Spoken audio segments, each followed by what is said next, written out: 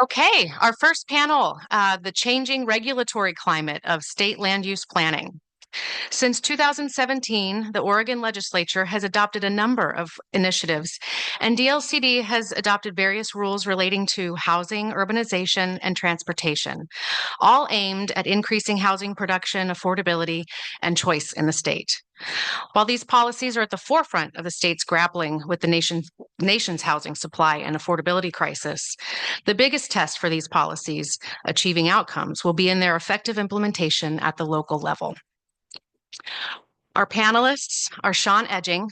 He's a senior housing planner at the Housing Accountability and Production Office, a new joint office between the Department of Land Conservation and Development and the Department of Consumer and Business Services. Sean joined DLCD in 2020, supporting implementation of state housing laws, including middle housing legalization, Goal 10 implementation, and Oregon housing needs analysis. As part of HAPO, his role is collaborating with local governments and developers to comply with housing laws and address barriers to the production of housing on the ground. Sean will discuss how the agency will be shifting its focus toward implementation of adopted rules and statutes in the coming years, including through the new Housing Affordability and Production Office. Laura Weigel is a planning manager for the city of Milwaukie, where she focuses on implementing the city's comprehensive plan with a focus on housing, neighborhood hubs, and transportation system planning. She also oversees current planning. Previously, she was the long-range planning manager for Hillsborough, leading updates to its comp plan and developing a concept plan for urban growth boundary expansion. She also contributed to updates of Lake Oswego's comprehensive and transportation system plans. And Laura will present on how Milwaukie, a small, almost entirely built-out city, is approaching development and implementation of a housing production strategy.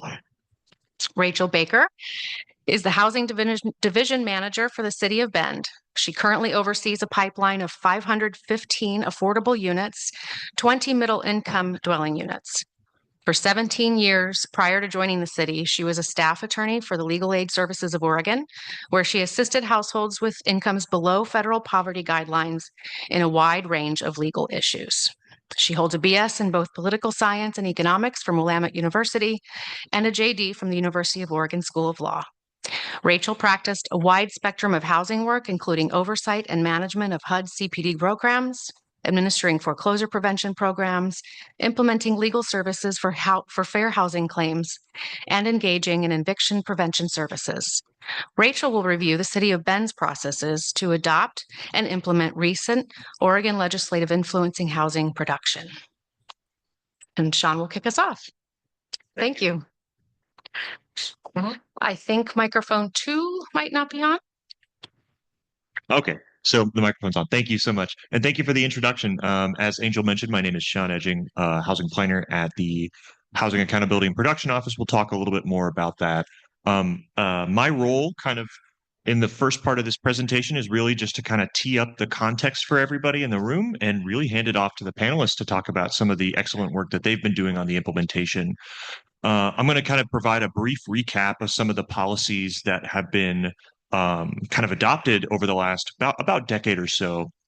And something I really want to emphasize is that, in contrast to where we were about a decade ago, where we weren't really thinking about or investing in changes to housing policy to achieve production, affordability, and choice, that's really changed in the last 10 years. We've done a number of policies, and even on this screen, this isn't everything that is, happened in the state of Oregon, but just the things that like our agency touches on that are really, important to us. But one thing I really wanted to emphasize in this kind of presentation, we've achieved a lot in the way of policy reforms, and we still have more to go. But I think one thing that's becoming more apparent and where there's an increased emphasis and focus on is when you have these policy changes, it is effective implementation, specifically dedicated and effective investment, governance, and capacity to actually implement these new policies to achieve production on the ground, right? Without that, these are just words on a page, right? And so with that, I'm going to kind of give, again, a brief recap. Again, this is going to be criminally short, and I'm still going to go over time just because of the sheer number of bills that we have to kind of cover. But I do want to kind of tell a story about like how this policy environment has really ramped up to lead to this, pivot now, or inflection point really, as the state towards effective implementation. It's kind of a story that began. I mean, you can argue about where it began. I would argue it kind of began in 2017 with two relatively small bills. One that was focused on the legalization of accessory dwelling units, or, granny flats, in-law suites, things like that. And another bill that was kind of focused really on reporting. And there was some investment, there was some funding that came along with these bills, but nothing that we would call dedicated investment in implementation. We actually had at DLCD one staff person who is in charge of all housing in the state of Oregon, which is kind of a nightmare to think about, actually. That started changing in 2019 with the implementation of two bills, one that legalized middle housing in certain communities, things like plexes, townhouses, cottage clusters, as well as a bill that required the implementation of action plans at the local level that say, all right, what are we going to do over the next 6 or 8 years to facilitate production, affordability, and choice? As kind of while this effort was happening, while this implementation was underway, and this is the two bills that kind of created the housing team, which then turned into the housing division. This is where I started at DLCD and started work on implementation. So this is really a major change in terms of the investment, the capacity, and the resources to achieve change. But while this was happening, an executive order came out, Executive Order 2004 by then Governor Kate Brown, that was really focused on climate. And it directed agencies, more or less, to do what was within their control to reduce greenhouse gas emissions. And to DLCD, through a very long and extensive process that I'm giving criminally short shrift to, this meant adopting rules to orient our communities around reducing the reliance on the automobile, reducing the need to drive everywhere to achieve your daily, life's needs. And part of that is surprisingly a pro-housing policy. In order to achieve that, part of that is building an abundance of housing in walkable mixed-use neighborhoods. And a part of this rule was, uh, legalizing that, establishing these areas called climate friendly areas that are more or less just dense, walkable, mixed use neighborhoods that obviously our local partners have spent a lot of time and effort on the implementation of. Coming back to housing, while that was happening, we had another effort where the legislature kind of told DLCD, hey, this whole housing planning system, it doesn't seem to be working at getting the outcomes. Go forth, have a process, and come back to us with recommendations on how we can fix this to achieve outcomes better. And that, again, criminally short shrift to this entire policy effort, led to the Oregon Housing Needs Analysis, which, among many things, can kind of be summarized in three major points. One, it established a statewide methodology to essentially establish a fair share of housing among every community in the state, and that includes affordable housing. The second thing it did is it really refocused implementation on taking actions within our respective control at the state and local government levels to facilitate production, affordability, and choice, and to affirmatively further fair housing, which, for those who aren't familiar, is kind of a federal mandate to evaluate kind of the systemic impacts that past policy choices have had on protected classes. This includes obviously communities of color, people with disabilities, other protected classes, and really evaluate how we can address and redress those historic harms that have been created through past policy decisions and are reinforced via the actions that we take today.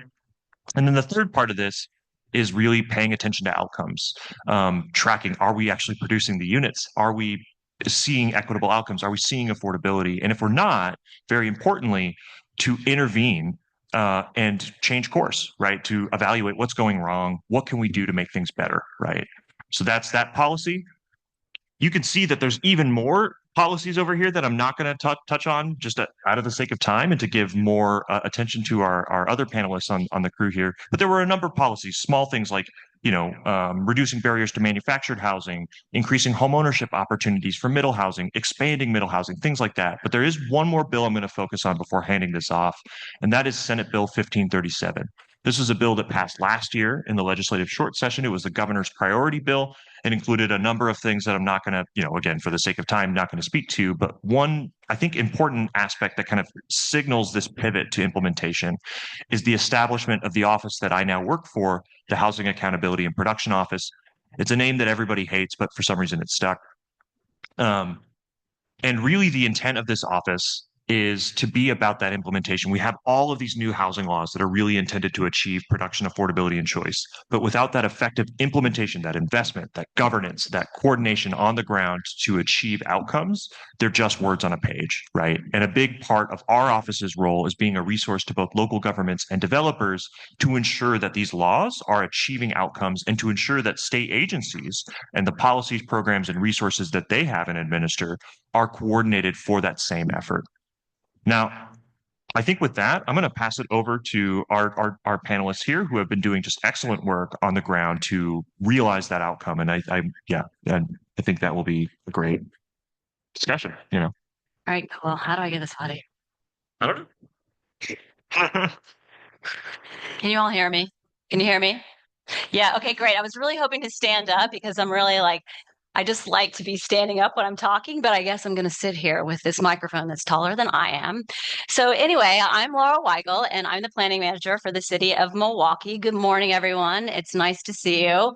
I'm just going to tell you a little bit about what we're doing in our tiny little place in Milwaukie. I think that I've been lucky to be in a space where we had for quite some time. Oh, yes, thank you. I feel so much better now. Thank you. Okay. I'm just going to tell you a little bit about our city and how small we are and kind of what a mighty engine we have in Milwaukie. Thanks so much to the leadership that happened before I got there and continues to happen to this day. You want to slide, please? All right, cool. So I don't know how many of you are familiar with where Lake Oswego. I'm looking at Lake Oswego. Where Milwaukie is this tiny little yellow town right here at the southern border of Portland. We're in a really sweet spot. We have got the Springwater Corridor Trail to the north. We're also bordered by the Trolley Trail and the Willamette River. And we also have the light rail that comes through Milwaukie. So we're a really small city with a lot of great amenities. Next slide, please. Okay, these are out of order. So so who lives in Milwaukie?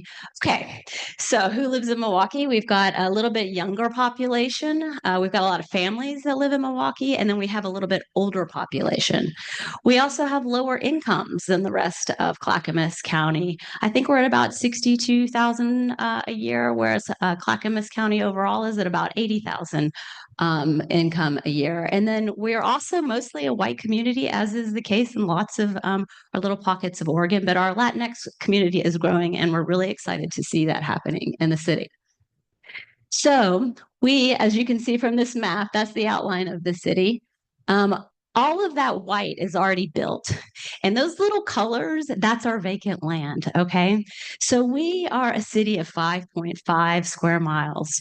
We have 51 acres of undeveloped land, okay? So we don't have urban growth boundary expansions. We don't have anywhere to grow, except for through infill and redevelopment, right?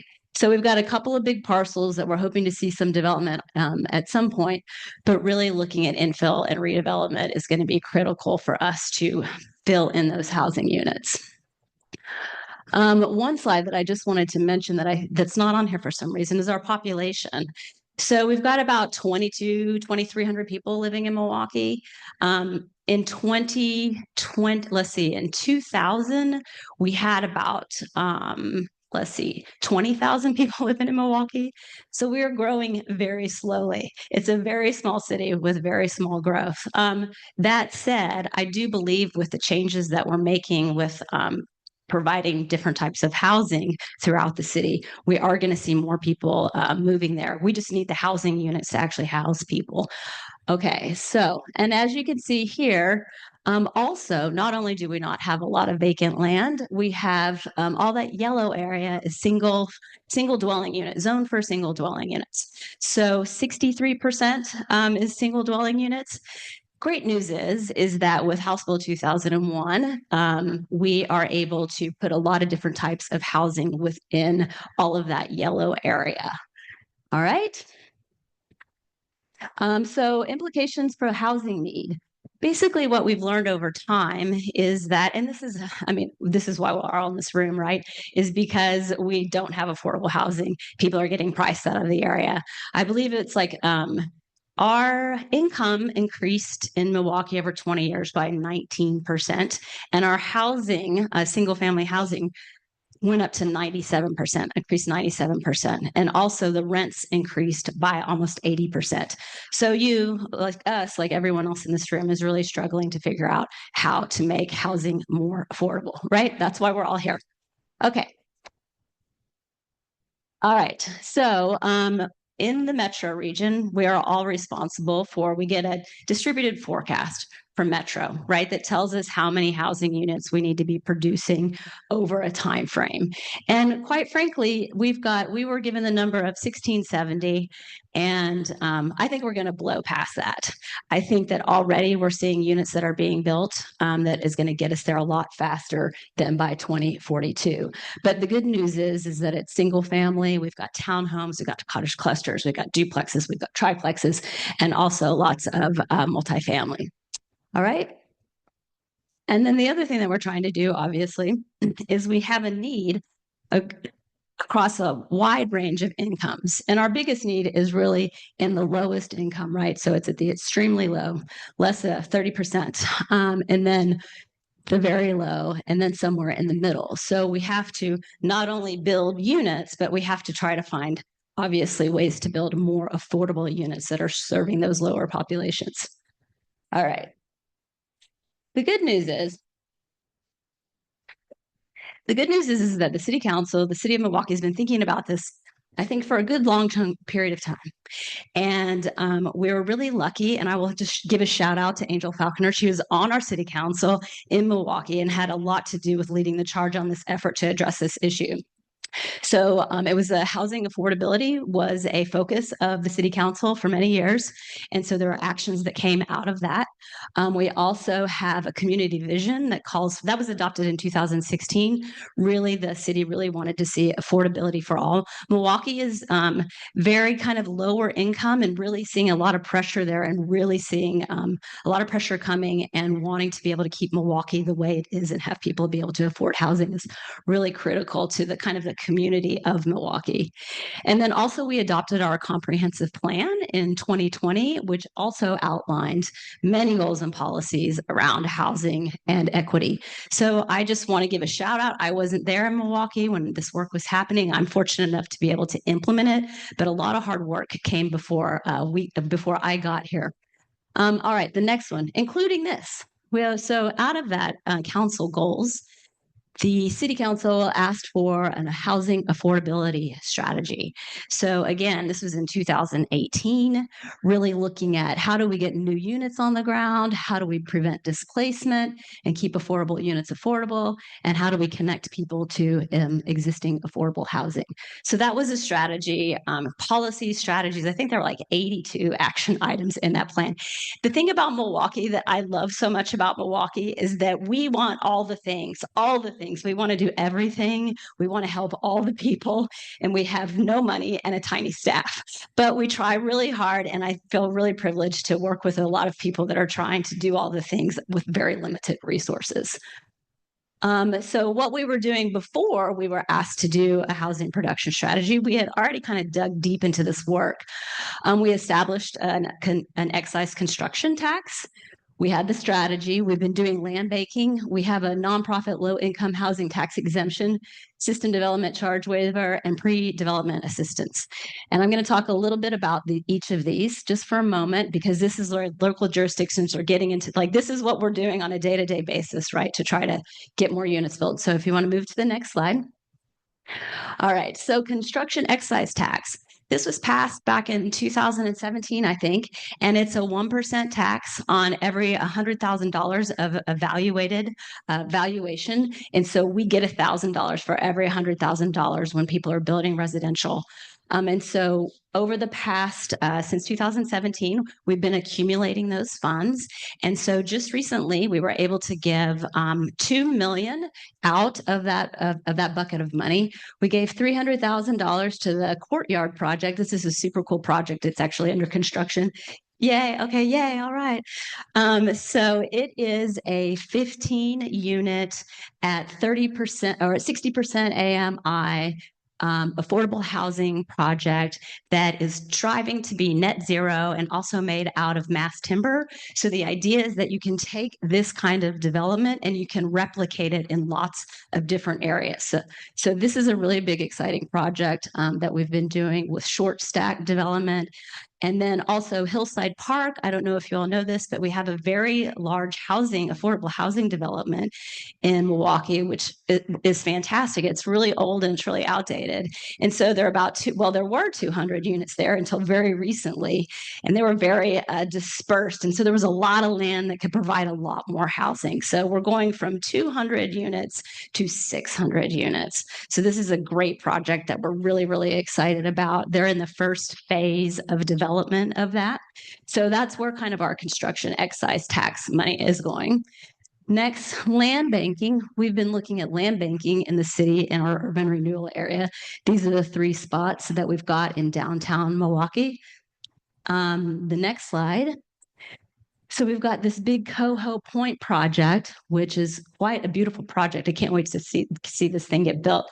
It's taking a little while, but basically it's a public-private partnership with the intent that 10% of the units will be at 80% for 30 years. They own the land. We own a little bit of the land. It's right next to Kellogg Creek, which the dam is getting removed. It's going to be a game changer for downtown Milwaukie. Next slide, please. We've got a Sparrow site. And Angel, you correct me if anything's wrong, because you know all about this. So Sparrow site, that was bought from TriMet. They had some leftover property. Looking at doing a 30% MMI project. That's really tricky. It's really hard to find money to do those projects. We haven't quite nailed that yet. We're still looking for funds to be able to develop that. Next one, please. And then we also have a piece of property that's right across the street from the old City Hall. And I don't know if you all know Old City Hall, but we just recently moved out of that. And we're getting Freem Brewery there. We're very excited about it. They're moving in. And so anyway, the parking lot that's across the street is owned in a partnership with Metro and the city of Milwaukie. And we're not going to look at redevelopment. There is a program for that, but that's kind of on the back burner at the moment. But at some point, we'll be able to hopefully build some housing units there. So land banking. Then we've got other programs, the nonprofit low income tax housing exemption. We have to partner with the school district in order to forego property taxes, in order to have projects forego the property tax and they get the tax exemption. We've only had one development, affordable housing development, take advantage of that yet, but it is out there. We do have a system development charge waiver. It's tricky in a city the size of Milwaukie. Well, SDCs are tricky for everyone, right? We need the money to build infrastructure. Hello, we all know that. But some of these very low income, the idea is that we could waive those fees only if it's producing housing at the absolute lowest level of income. And then also through our urban development, for our urban renewal area, our tax increment financing program, we're able to offer some pre-development assistance to projects that might want to come into our urban renewal area. Okay, so we were doing all of that before we started thinking about our housing production strategy. So let's kind of go through what we've been doing since. Okay, so housing production strategy. How did we develop it? It was I think it was a really good process. We enjoyed it. We had a technical group that worked on it, included Angel, included DLCD, included Metro, it included renters, it included community members, our equity steering group.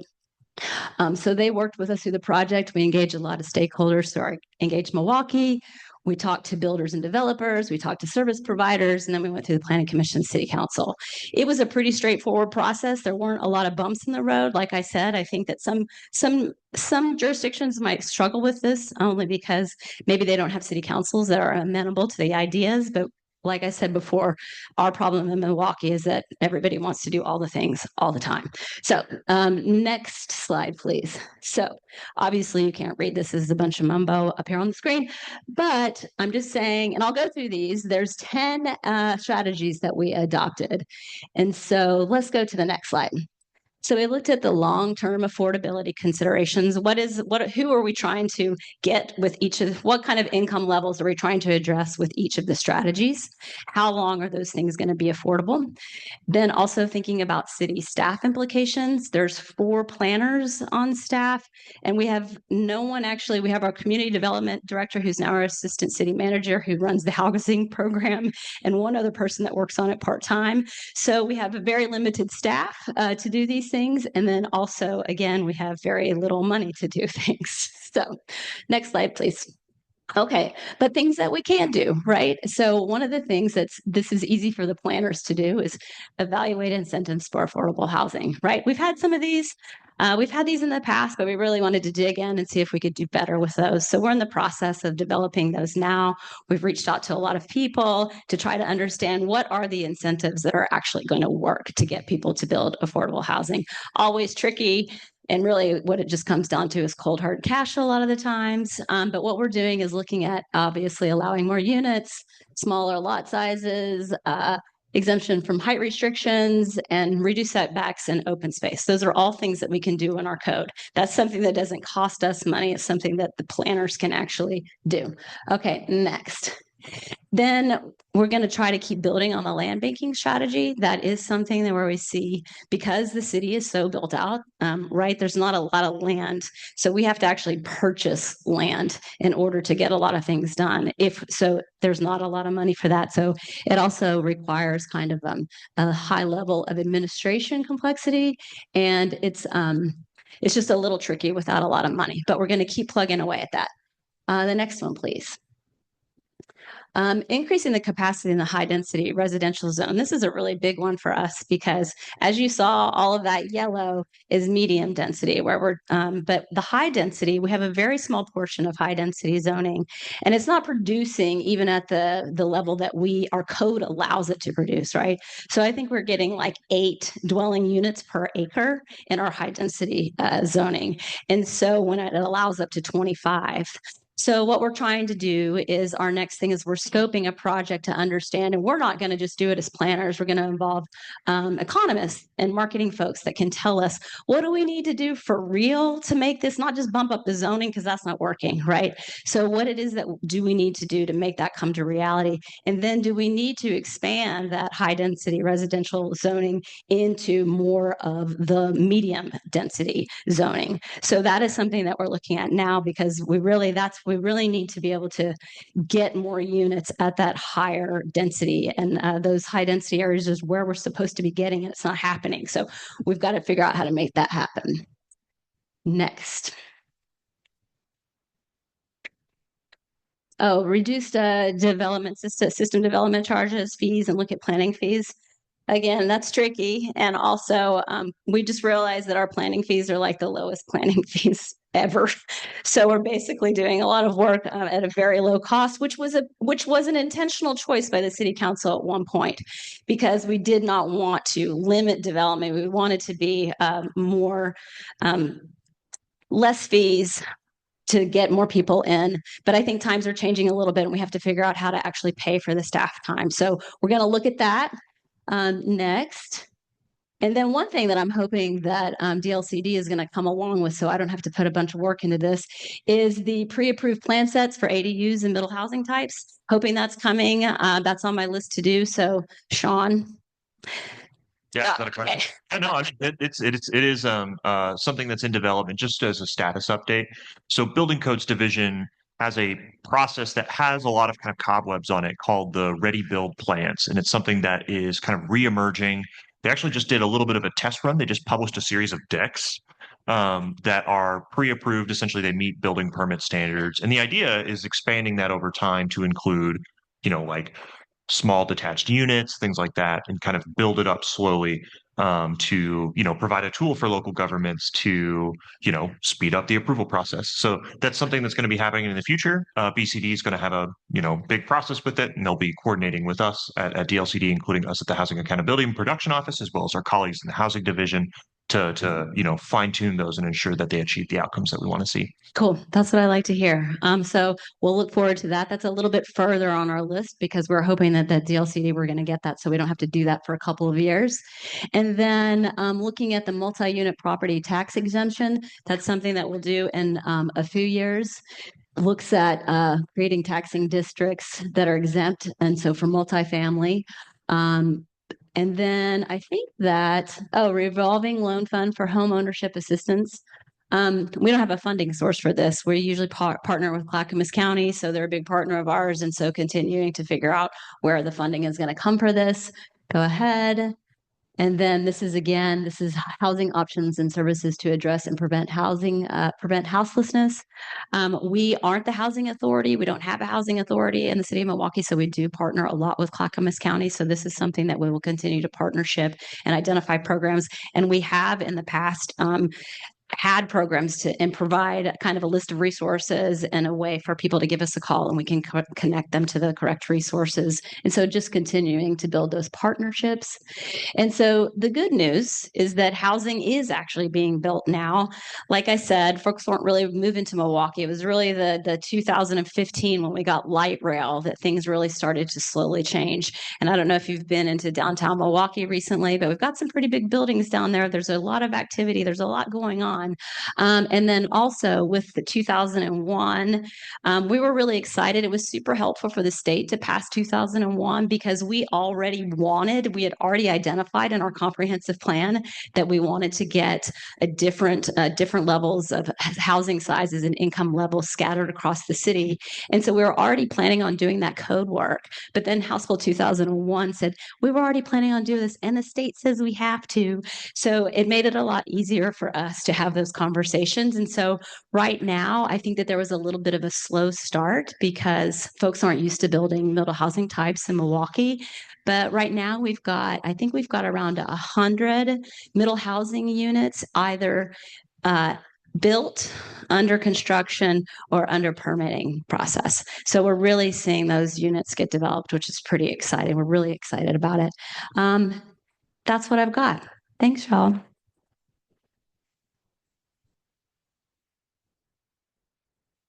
You want to stand up too? I want to look at the slides. I'm a sit talker. Yes, that's the first one. Thanks, Sam.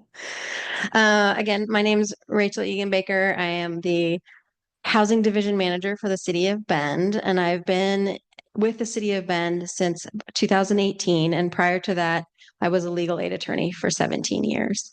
And I came to do what I do with the city because I got really frustrated seeing my clients at legal aid struggle with housing, predominantly housing, and staying in housing circumstances where they were being abused, sexually assaulted, living in sewage because they had nowhere else to go. And they were not willing to risk losing their housing to make their fair housing claims or to leave abusive spouses or to leave abusive landlords.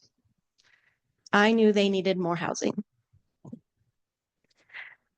So I have two questions that I want you to all consider. How has housing shaped your prosperity? And how has housing shaped the prosperity of children and young adults in your life? These don't have to be your children. These don't have to be young adults that you've raised, but people you care about. I'm the kind of person that relationships is what drives me. And that is what drives me to want to produce more housing. So in the city of Bend, we have done already many of the housing production strategies that Milwaukie has started. In 2017, we exempted all SDCs for affordable housing. We twisted the arm of our Parks District to do the same thing. Not all affordable housing, they give us a cap. So we only get like 150 a year I don't even think it's that many. I think it's like 75 a year and 150 every 2 years. It's very difficult. However, we'll take what we can get. We also just implemented a tax increment financing program that is site specific. So if you haven't heard, we do tax increment financing for undeveloped things or undeveloped lots in the city, and it can essentially rebate your affordable housing development or housing development. At least 15% of what you build has to be affordable, and that rate is at 90% AMI because that is where we determined the market needed to be developed. And then if you develop affordable housing less than 90% AMI, you get more rebate for a longer period of time. So there are advantages to kind of going lower AMI levels. All right. So that's just one of our recent housing production strategies that we've implemented. We have many more. We have expedited review. I will go through a list at the end of this production of everything or this slideshow of everything we've done for more infill as well. We do have a free ADU plan on our website that my staff member, Carrie Bell over here, worked hard to get on our website, and we're hoping to get more. We're working with our chamber to do an ADU library so that people can access ADU design plans that have already been pre-approved by the city. And so we're working all kinds of ways and strategies to make housing production happen. But one of the unique things that the city of Bend has pursued is one-time expansions to our UGBs. And you say one time, but as you can see, we've done it 3 times. So the unique thing about Bend compared to Milwaukie is that we are not as hemmed in. We are a little hemmed in from the Cascades and the Deschutes River and some of the topography. However, we can expand beyond some of those urban growth boundary lines. We just don't like to do it unless there's actually going to be development and development of housing. So in 2016, the Oregon Legislature passed House Bill 4079, and it was a competition amongst cities. If you could produce an amount of affordable housing, then you could get a little extension to your UGB. And so we entered that competition and then looked around us and we're like, why are we the only ones that applied? The city of Redmond north of us also applied, but as soon as they saw we were kind of in the show, they were like, all right, we'll back off. They too got an expansion just in a different House bill, like the following legislative session. But that is Parkside Place. It is going to be over 300 units, and it will have 30% of it at affordable. There's going to be 106, I believe, apartment units, and then an additional 31 affordable home ownership opportunities. And they have not gone vertical yet because as much as we would like those housing units to have been produced by now, because we're almost 10 years after the bill passed, right? There's infrastructure that's needed, and that takes time. I believe in our effort to compete for this urban growth boundary expansion, we had to get a will serve letter from a water district that might not have had the infrastructure to do that quite yet. So while we wait for that to be developed, we wait to go vertical. All the infrastructure is getting done. They have like graded the land. They're excited to go vertical, but we're kind of chomping at the bit to make sure that those units hopefully happen in the next year. Then again, in 2021, our local legislators did some lobbying and worked with the Department of State Lands to get 260 acres sold, that 20 of those acres have to be deed restricted affordable housing. And this is called the Stevens Road Tract. And that process required to come up with a concept of, or essentially a master plan of what the development would look like and where things would go. And then that had to be approved by DLCD. And once that was approved by DLCD, then it had to be approved by the county and then annexed. And now that property is being sold to a master developer that will work with the city to develop those 20 acres for affordable housing. And Sean mentioned this bill, but I think it's important for you all to know that the city jumped all over it. At the conclusion of 2024, Senate Bill 1537 created a process for you all to do a one-time expansion. And it has some like criteria that you have to meet.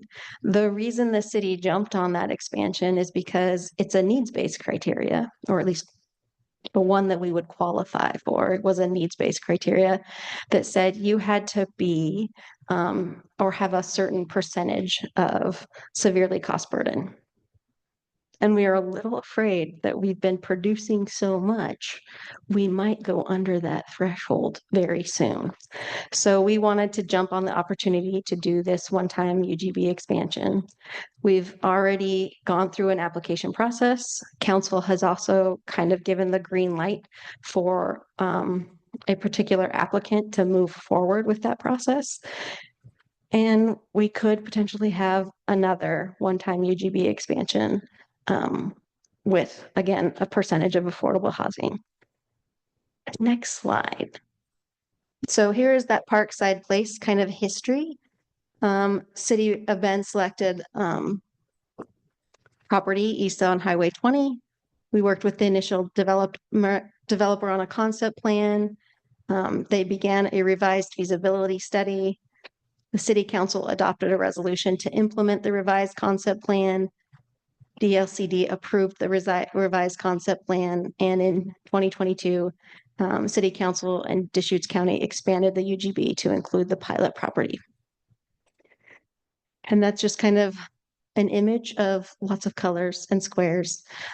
But the development also includes a park and a little pond that came with the property, some denser like townhome properties and apartments, and middle income and middle housing.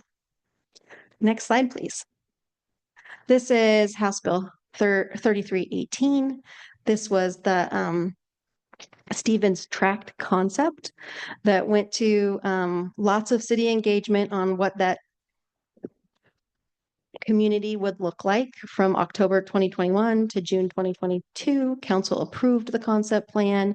DLCD then approved the concept plan, and the City of Bend and County approved the UGB amendment in October of 2023. And about a year ago, the City of Bend approved the planning amendments. And then the Department of State Lands has been in due diligence conversations with a developer to purchase the land, and then we will move forward as a city to hopefully make that happen with them. And then the last slide is Senate Bill 1537, Caldera Ranch. This is the kind of process that we went through.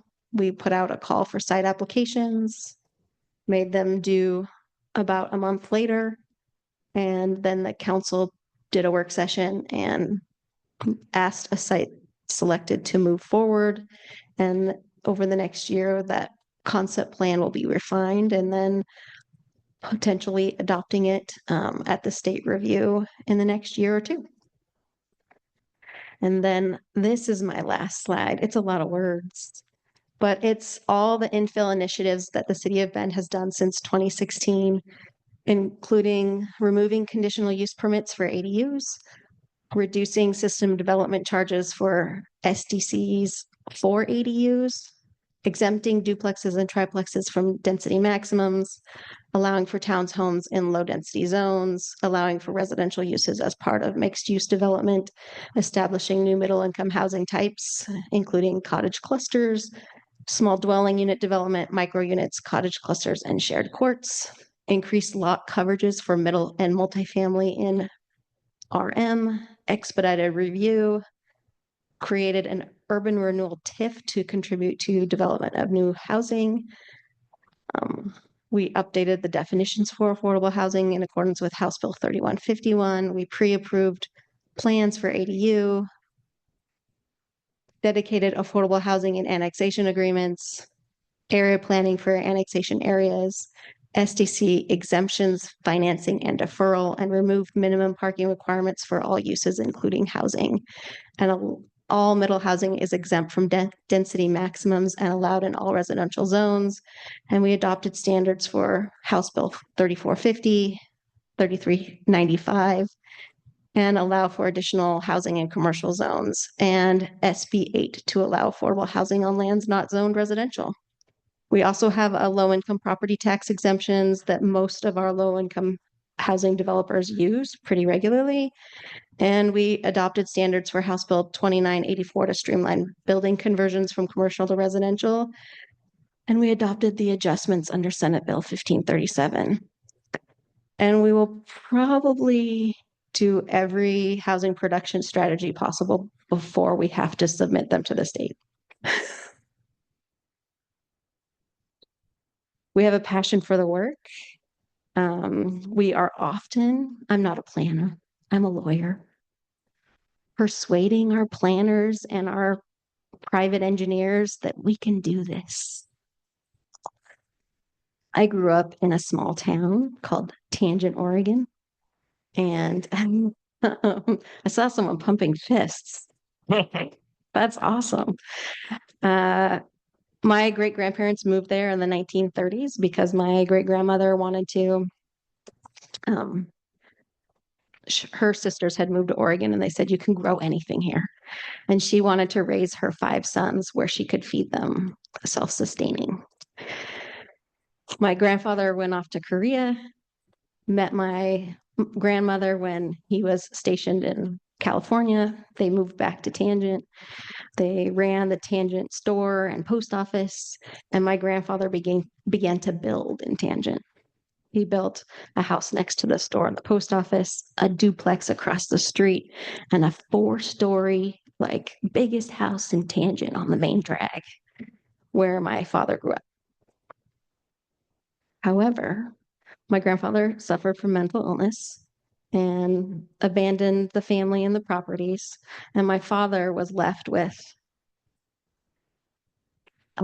these properties to kind of help my grandmother with. My grandfather had built one well for all of these properties. And these wells might have crossed some drain fields, which could, cause some problems.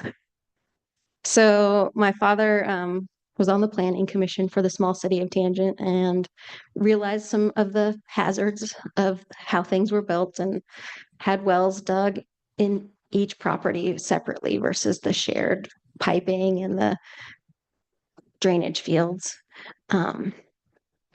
But for years before that happened, people lived in those houses. And we must think about, how are we housing people regardless of their risk, because there is a lot of risk, regardless of shared or water systems or easements and access, because there are trade-offs when we require all those things. And there's good reasons why we require all those things, don't get me wrong. But we also need to think about how we house people while they're waiting for a safe house to be built that has all the requirements we require. And that's all.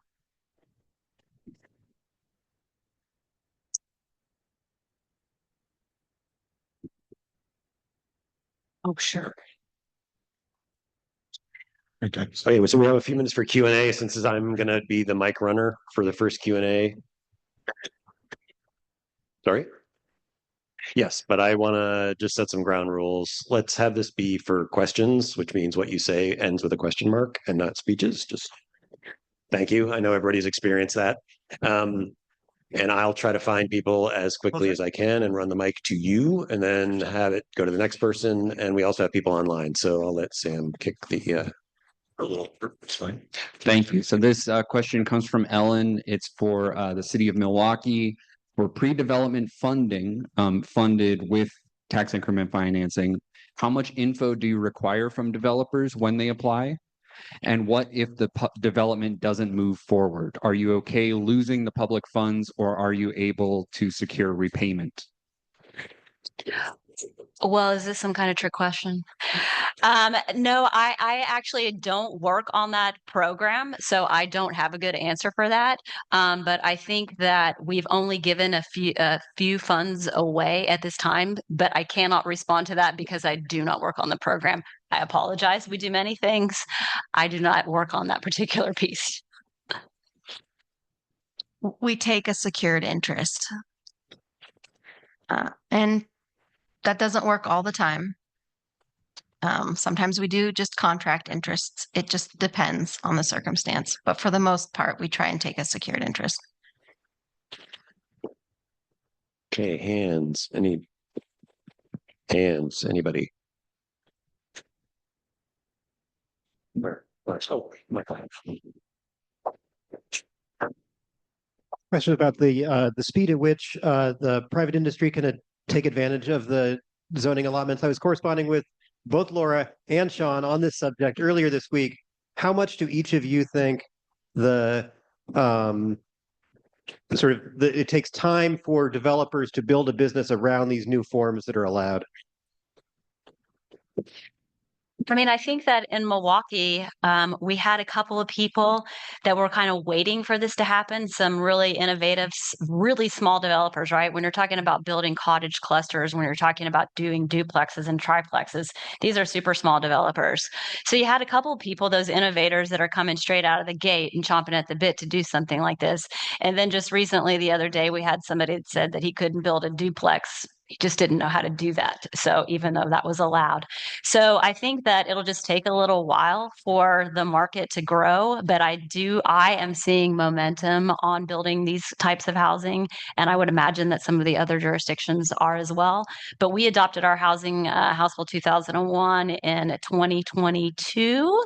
And so we're looking at now just around 100 units. So it's slow to start, but I think it will build momentum. Yeah, and I'll just add, I should caveat this, like I'm not a finance guy, right? So I'm going to be speaking to areas where I have a degree of ignorance. So I don't want to come across as somebody who, thinks they know more than they do. And I want to defer to people who have more expertise in this. But I do think, in addition to that idea of like people who are innovating and starting the uptake of middle housing, that helps increase a lot of the comps, which enable lenders to be able to give funding to people who are building middle housing. And when it becomes obvious that there are like situations where you can actually make a greater return on different sites in exchange for building smaller, less expensive units, there's going to be uptake, right? Because there's cash on the table. I think one thing that's actually really helped accelerate this that wasn't even intentional was the middle housing land division bill, one of those policies that was on that slide mentioned, because, previously you could only either rent middle housing or condominiumize it. And by being able to divide the lots and sell them fee simple, that really encouraged uptake. Like you could access financing structures that were previously, mostly available only to detached single unit dwellings, right? And so that's those types of actions and the implementation that happens on the local level. It's more than just about zoning or policies around middle housing. It's about like the nuances of implementation, and thinking critically about how the market will react to that is just as important. So.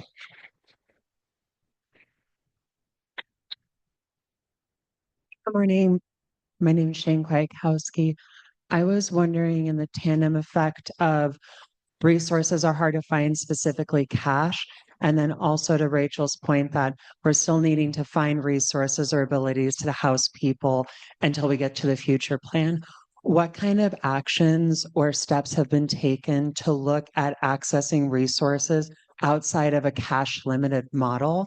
I ask this just in the terms of one, resources and supply chains are more expensive, wealth inequality is emerging, and there will be more federal pressures upon the state with lack of access to federal and state funding potentially for something as hateful as we allow immigrants to live here, and therefore an administration could cut off funding for us just for that alone. Yeah. And so it's for example, has any city asked the aging population who may be homeowners, if you do not have children or any family that you can leave assets to, are you willing to, when you pass, write into your will to lease over your land, because that will help with land banking, and that it's not a cash limited model because it's an asset that people have and it can bypass the cash system, which may also be impacted negatively by insurance companies, which really don't have the best interests of local metros or peasants on the ground, quite frankly. Can I speak to this one first? And I'm interested if you guys have thoughts. So I think this is a really good question in that, I think one thing that we have to acknowledge is production and making a market that is not broken is an important part of facilitating, affordability for folks. But also, you're never going to meet the needs of people, especially people at the lowest ends of the income spectrum, without kind of a robust amount of non-market housing. That means investment in things like subsidized housing. That means other forms of non-market housing that don't require state investment, things like cooperatives, that type of thing. And of course, other models that folks are experimenting with, things like, land trusts, limited equity models, things like that. I think obviously that's going to take a very substantial, way more than even what's been invested so far to make that happen. And also it will never, it's very difficult for that to be enough. And we're going to have to find ways of leveraging other aspects or ways of creating non-market housing that don't require just cash. I would say that means establishing policies that promote and proliferate ways of people building capacity without necessarily needing cash, right? Like you can produce units that are maintained affordable, for example, when the tenants collectively own them and they have an incentive to keep their rents low naturally without any state subsidy, right? And so how do you actually make an environment that's conducive to that? I think that's going to have to continue being part of the conversation, notwithstanding even just the federal environment that we're in, where, they're obviously going to, take funding just because they don't like us. But yeah, I mean, I don't know if you all have other thoughts on this too. I would say that housing production incentives make developments happen or pencil regardless of market demand fluctuations. And so you just can't stop. You have to continue to kind of reinvent the wheel, and see what your community needs and provide them the incentives to do the development as best you can. And I absolutely wholeheartedly understand, like, coming out of the Great Recession, like those resources didn't exist. And the city of Bend was the primary financer of affordable housing development in the city of Bend during the Great Recession because it didn't stop. And as you can see from the list of the things we do, we are always reinventing the wheel, even before when I started working for the city, to make sure that the incentives are there for the development to happen.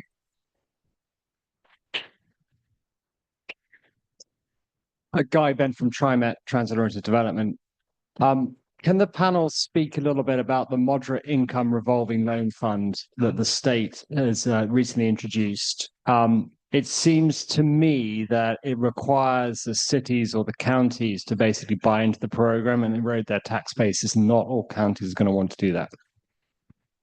Yeah, I can speak to this, and I'll admit too, because the agency that administers it is Oregon Housing and Community Services. I'm obviously not the best person to talk to. I was just kind of there around the periphery of the policy when it was being developed. My understanding of it is it's essentially a fund that's administered by OHCS, but implemented by local government partners, that is intended to kind of provide low or zero interest loans to overcome small development barriers, right? Say, maybe there's an extension that needs to happen, or there's, X, Y, and Z, all these types of feasibility barriers that can come up in development, to kind of help it over that hump and facilitate the development of either low income or moderate income housing types. I know that program's just been launched. I don't know much about the uptake or the constituent components that would be necessary for a local government to decide that this is a tool that's worthwhile using. I know it's going to be part of our overall tool belt for, resources that we're able to connect developers with, assuming that there are local government partners that make use of the revolving loan fund. So I think it's something that's going to require iteration, but it is interesting that it's actually, passed and been developed and that there's actually a pilot on the ground. But yeah. I think they launched it, but you can't apply for it until the fall when they anticipate some legislative fixes will be done that are in discussions right now. The city of Bend is not willing to take that financial risk in how it's set up. And as you can see, we usually do a lot of things, but how it's written right now, we don't have the capacity to do what it's asking. Thank you. Thank you, Sean, for speaking to implementation. That's kind of my raison d'etre. But one of the key elements of the housing production strategy is enforcement. So how are we talking about encouraging each other in jurisdictions to walk the walk? Yeah. And what's going to happen when jurisdictions don't do it? Like Bend, Milwaukie, you're trying to build all this housing. I work for the city of Woodburn. We are building a ton of housing. And what about the places that aren't and are actively seeking out loopholes to the rules and just litigating their way out of building? Yeah. Yeah, I can speak to this because there's kind of two aspects of it. One part is in the Oregon Housing Needs Analysis itself. I mentioned one of those three parts of the bill is the idea that we're going to track outcomes and intervene when we're not achieving our goals. This is that piece. There's a rule that's been adopted called the Housing Acceleration Program, and basically the idea is, the housing production strategy is the opportunity for local governments to articulate what actions they're going to take to facilitate production, affordability, and choice. And either for, not abiding that plan and not doing the things in it, or in consequence of being really far behind in comparison to, say, other cities, in comparison to their region on housing production, that can be cause for DLCD to intervene to say, we're going to do an audit, right? What's going on? What are the barriers to production? What are elements that are within the local government's control to change? What are elements that may be outside of their control to change? And how do we connect them with the resources necessary to actually take action, right? The goal is to take action. It's not necessarily like, they're responsible for hitting the number X, Y, and Z. That's all levels of government that are responsible for achieving housing production. And so that's one aspect of it. That's one part of that kind of, I don't want to call it the accountability framework because accountability gets used a lot. It's part of acceleration is what I'll call it. On the other end, there's also our office, which is more focused on the development process, right? We have all these housing laws, and we know that the implementation of them is what it happens on the ground. It happens in development applications, right? And so a big part of our role is being that resource that's, maybe related to manufactured housing or related to middle housing, ensure that kind of the good faith implementation is actually happening. And of course, ensuring that, when we have all these other different state agencies, all of whom touch a piece of the housing equation, but don't really talk to each other, ensuring we have these means of coordinating these different programs, policies, and resources to support production. So that's what I would say in terms of what accountability or acceleration looks like right now.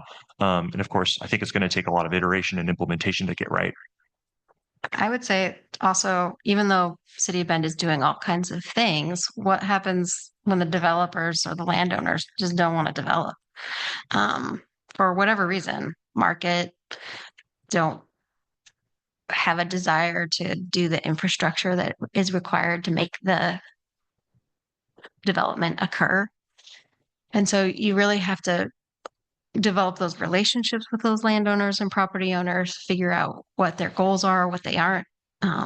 We might have to, maybe think of a way to tax undevelopment, vacancy tax.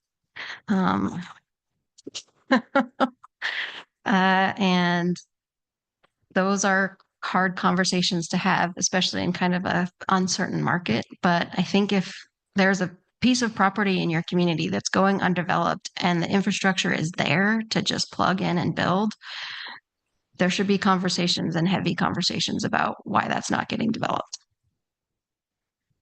you'd say you should do what's within your control, right? The city can't control much, but there might be some state statutory schemes that could help. Okay, we're at time and we're back on time, so I'm going to call it. Thank you very much to the panelists and to all of you. Great job.